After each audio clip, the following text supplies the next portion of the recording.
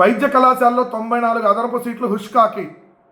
రాష్ట్రంలో కొత్తగా ఏర్పాటు చేసిన 6 వైద్య కళాశాలలో అంటే జగన్మోహన్ రెడ్డి గారు కట్టినటువంటి ఆ 6 వైద్య కళాశాలలో సకాలంలో ప్రొఫెసర్ల ఖాళీలు భర్తీ చేయకపోవడంతో 2025-26 సంవత్సరానికి యూజీ పీజీ అదనపు సీట్ల మంజూరుకు జాతీయ వైద్య కమిషన్ నిరాకరించింది.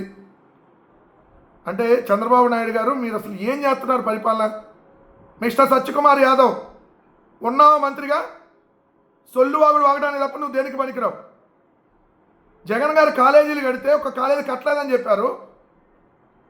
జగన్మోహన్ రెడ్డి గారు ఆల్రెడీ 17 మెడికల్ కాలేజీలు శ్రీకారం చుడితే ఒక కాలేజీ కట్టలేదని ప్రచారం చేశారు.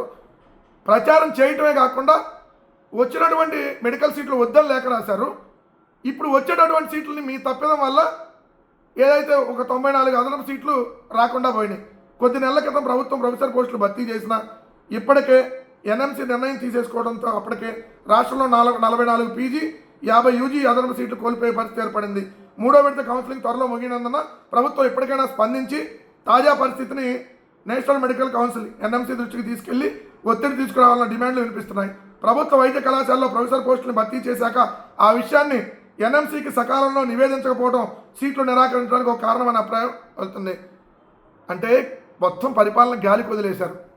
ఎట్టా మెడికల్ కాలేజీలను అమ్మేయాలి, అమ్మి మొత్తం ఎలా దొబ్బేయాలి డబ్బుల్ని, 99 పైసలకు భూములు అమ్మేసి విదేశాలు వెళ్ళి అలా పెట్టుబడులు పెట్టుకోవాలి, ఈ రాష్ట్రంలో లుల్లుగాలకి ఉల్ఫాగాలకి ఎలా దోచిపెట్టాలి, ఈ రాష్ట్రంలో ఏ మెడికల్ కాలేజీలని ప్రభుత్వ ఆధ్వర్యంలో ఉండకుండా మొత్తాన్ని ప్రైవేట్ పరం ఎలా చేయాలి, ఈ బిజీలో ఉన్నారు.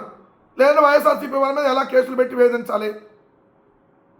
వైద్య ఆరోగ్య శాఖ ఏ గుడ్డిగాడికి పళ్ళు నవ్వుతున్నారు మిస్టర్ సత్యకుమార్ యాదవ్. నువ్వు మంత్రిగా వైద్య ఆరోగ్య శాఖ మంత్రిగా ఉంటావు. ఆంధ్రప్రదేశ్ రాష్ట్ర ప్రజలు చేసుకున్నటువంటి దౌర్భాగ్యం, ఏ జన్మలో చేసుకున్న పాపం కాకపోతే నీలాంటి వైద్య ఆరోగ్య శాఖ మంత్రి. నీకు నియోజకవర్గంలో ఊరి పేరు చెబితే అది ఏ మండలంలో ఉందో చెప్పలేవు. ఈవీఎంఎల్ రైతు ఎమ్మెల్యే అయిపోయి మంత్రి అయిపోయావు. జగన్ గారిని తిట్టమంటే మాత్రం పొలోమని నీట్గా టిప్టాప్గా రెడీ వచ్చి తిడతా ఉంటావు.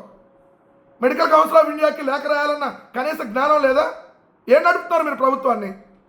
ప్రభుత్వం నడుపుతున్నారు, గాలి కొల్లేశారు మొత్తం. 22 మంది క్రిమినల్స్ మంత్రులు. మీకు క్రిమినల్ ఆలోచనలు తప్ప ప్రజలకు మేలు చేసేటటువంటి ఆలోచనలు ఏమన్నా వచ్చి చేస్తాయా? మొన్న కూడా పులివెందులకు వచ్చిన సీట్లు వద్దన్నారు. మీ నిర్లక్ష్యం వల్ల పాడేరుకి 50 సీట్లు వచ్చినాయి, 150 సీట్లు రావాల్సి. ఇప్పుడేమో ఆల్రెడీ వచ్చేటటువంటి సీట్లని రిక్రూట్ చేస్తే దాన్ని కనీసం నేషనల్ మెడికల్ కౌన్సిల్ ఆఫ్ ఇండియాకి పంపించాలన్నటువంటి జ్ఞానం కూడా లేకుండా ప్రభుత్వం నడుపుతున్నారా? ఎంత దుర్మార్గమైనటువంటి ప్రభుత్వం చూడండి.